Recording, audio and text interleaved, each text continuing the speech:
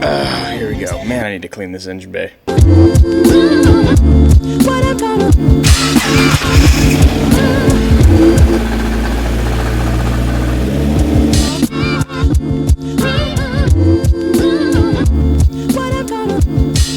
So as you guys might remember from the video of us moving from house to house, the GTR has a funky transcode that prevents me from shifting into gears 1, 3, and 5. GTR's transmissions are in the rear and they're a dual gear set. So one gear set is in charge of gears 1, 3, and 5. The next one is in charge of gears 2, 4, and 6. Little solenoids open up to allow the gears to change in the transmission. And one of my solenoids has gone bad. Now, the other day, this car left me completely stranded. It did the same code like it did before, but this time it wouldn't even go into gear. Actually, that's a lie. It would go into gear one time, and then as soon as it tried to shift, or as soon as I let off the gas, it would not re-engage. And so I had to drive the car home in second gear on 60-mile-an-hour roads, which was limiting me to about 30 miles an hour. 25 miles an hour. Was not fun. Now, this is a very common issue. And a lot of people, by the way, if you have a 17, 16, 15, don't count yourself out. This is the most common issue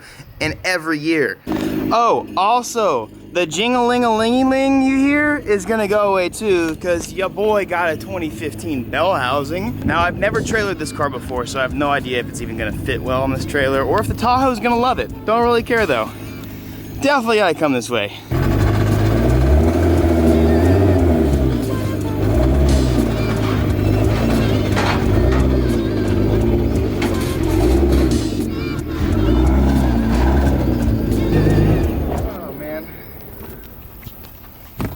Can't open the door. Sweet. Ah, damn it. Dang, she's wide.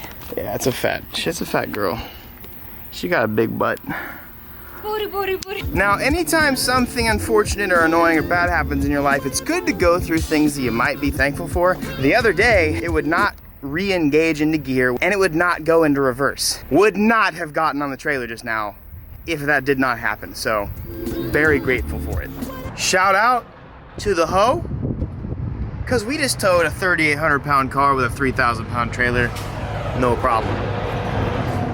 Pretty impressive. As much as I would love a big truck, she does good. All right, please go in reverse.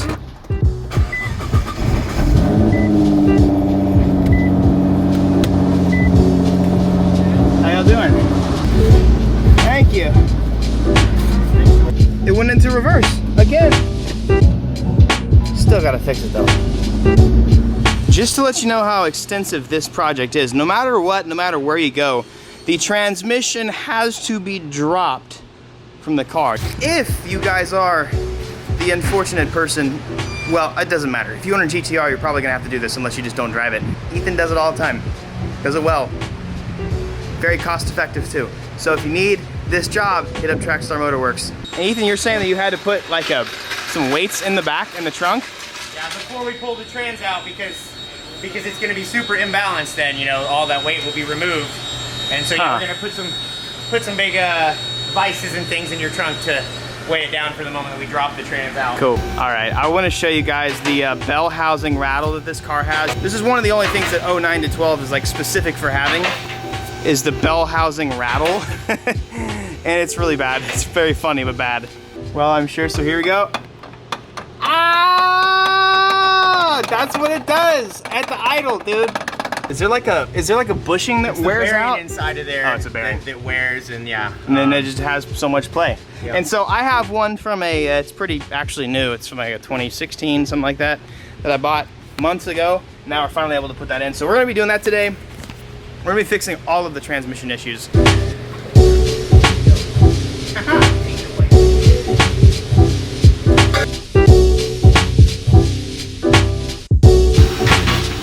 Very nice.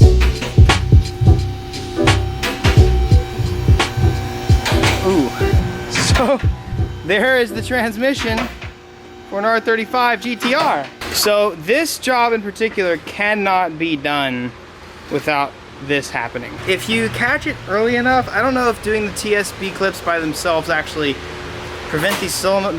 I don't think they prevent the solenoids from sticking open, but You can do the TSB clamps with the transmission still in the car. The trans has to come out. This little face just has to come off. That's pretty much it, right? Yeah, it's just this face right here? We gotta drain the fluid and we gotta disconnect 2 little connectors in there because there's parts from the nose that drop down into here. Okay. And then there's the valve body under here. The 3 sensors we're changing, there's 2 in this nose and then 1 on the valve body, and then there's the clips on the valve body. Okay. Ooh. Okay, and so the clutches are inside of this little guy right there, yeah? All inside of there. And then this is the ETS unit. It's like the decision maker for front and rear distribution. And then inside of this unit on the back side, we'll pull this part out. Yeah. And there's 2 pressure switches behind that. And there's 1 more pressure switch right here. You can just see the top part of it. Yeah, that's on the valve body itself. We will drop that whole valve body down and change that guy out too. Okay. Here's the part that's extra special. So these are the pressure sensors for the trans. Now here's something interesting that we found out about these.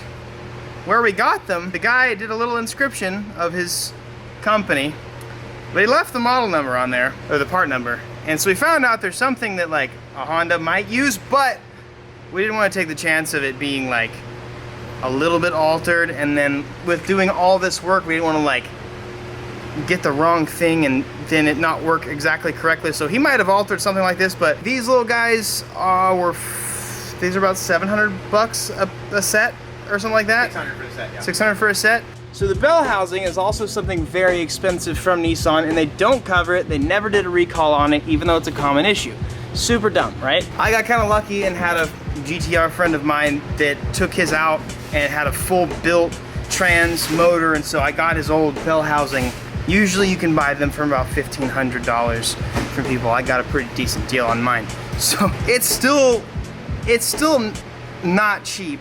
And this is something that a lot of GTR owners or people that think they can afford GTRs mess up on, because it's things like this you don't consider. Because you gotta remember, these are the same parts that the $190,000 Nismo uses. They're gonna be a little pricey. Can you see the bell housing? Oh, look, it's hanging down here, but it just can't quite escape. Oh wow. Yet. Subframe down a little bit, and motor jacked up slightly, right? Yeah. And it's just like this close. So yeah, it's possible to do this part in the car. We looked it up. It's not easy. It's definitely ridiculously difficult. So if you ever got to do a bell housing job, you should probably just do it when you build the motor or do a turbo job. Yeah. Clips. And what is this, the trans, like trans oil filter? Mm-hmm. Damn, that is really shiny. 2 hours later. What'd you do down there? I don't know. Oh. Downpipe off, and immediately bell housing off. There we go. That's what we're trying to eliminate. It literally does that at stoplights. Sounds familiar? I'm now not going to have to go into neutral every single stoplight I hit. And that is awesome. A light would be sick. Oh, here we go. Wow, look at that. Well, that's nice. Look at that. That's as far as Your daddies made it happen, boys. It took 2 dads for this to happen. Look at those little boys. Those are some little itty bitty exhaust. That just looks like a fan, bro. It looks like it would just kind of cool you off. There we go. Okay, you got it. Yep, So are these now the solenoids that actuate the gear sets? Yes, sir. So these square notches there each talk to the notches here. Okay. You see how these are kind of wide? Yeah. These are kind of narrow. So the clips that we got take up extra room there. Okay. And then we also have this one pressure switch to change still. Okay. And there be the gears, boy.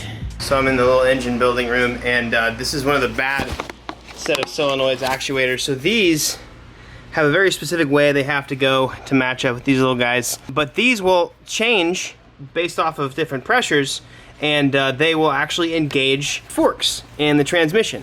And so that right there is what makes it an automated manual and not exactly just an automatic transmission. It's literally a manual transmission, but those little guys are shifting for you. Do you not tell them they are the large clips?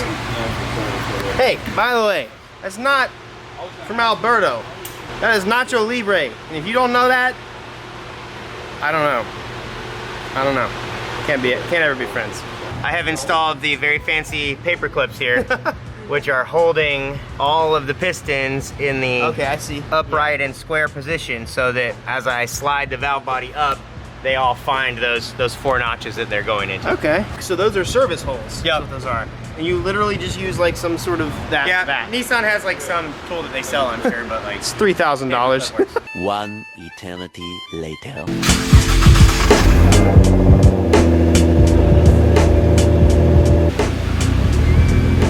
oh, no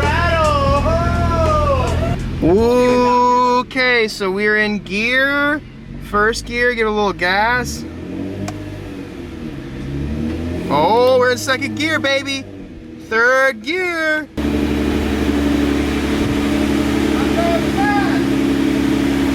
So at this point, everything's good. It doesn't rattle when it goes in, when it stays in gear, which is awesome. Now we gotta do a clutch relearn. My trans temp, what is 50 Celsius? 122, we're at 114. So we're close. 120. Come on, 2 more degrees, boy. All right, I'm about to do it. We're doing a learn. We're doing a learn today. Yeah, hard right. You're good. You're good. Yeah. Bye. Oh man, this thing looks so cool. I always geek when I see somebody driving an R35 and then I forget that I have one. Okay. Oh, I'm in gear because there's no noise. I'm gonna forget I'm in gear sometimes. So you normally put it in neutral? I usually just put it in neutral, yeah. Oh, I was filming.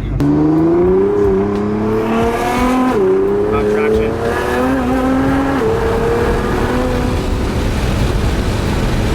All right, so if I stayed in 4th gear, at this RPM, it would always change. So, I think we're all right. Cool, you said she's dry underneath? No leaks? Perfect. Woo-hoo-hoo. Some fun. All right, sir, I'm leaving. right, I'm having some fun. I'll see you soon without a GTR trans job.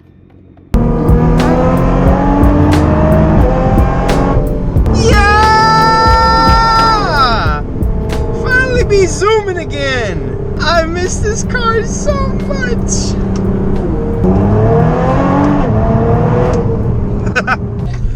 Oh, we made it where we went and home. Boy. Listen, boys, can you hear that? Me neither. I'm in gear and it's not making noise. Get in there. So all in all, this still wasn't a cheap fix. The bell housing I got used for about $1,000. The sensors themselves were $600, obviously. And then you got labor, the freaking oil filter was like $150. I was in it well over $2,000, but that's still 1/10 of the price that Nissan would charge you. If I went into a dealership with this exact issue, Nissan would put the car on a lift, they'd take the trans out, and they'd order me a brand new transmission, and they'd do a nice hefty fine of $20,000. And so we just fixed a $20,000 issue for pretty much the least expensive job. Is gonna cost you about $2,000, $2,500 or so, which is still relatively good. I mean, it really is. People forget that the GTR is technically a supercar. There's a dragonfly in here that just like smacked something. I am so thankful for Ethan. He helps so much. Not only is he a wizard at tuning, he can do anything. But he's never doing a bell housing in the car again, so don't ask him to do that. My daily advice for you guys today, you'll never get better and you'll never change if you don't realize what you're doing wrong. If you don't realize and admit where you're wrong, you will never grow. One of the most important things for change and for growth for your own health is to know what is wrong in your life. Like, evaluate yourself or listen to other people for once. Evaluate yourself and understand what you're doing wrong and then overcome that. Because if you don't see where you're wrong, you're gonna stay in the same place and you will not grow. That's what I'm gonna leave on you guys today. I am so stoked to have my daily back, and I'm sure Victoria's ready to have hers back. I've been robbing it a lot. I'll catch you guys later. Y'all have an amazing day. Peace. Peace. Hey, I got 2 videos for you, baby. 2 videos. Watch those 2 videos and subscribe.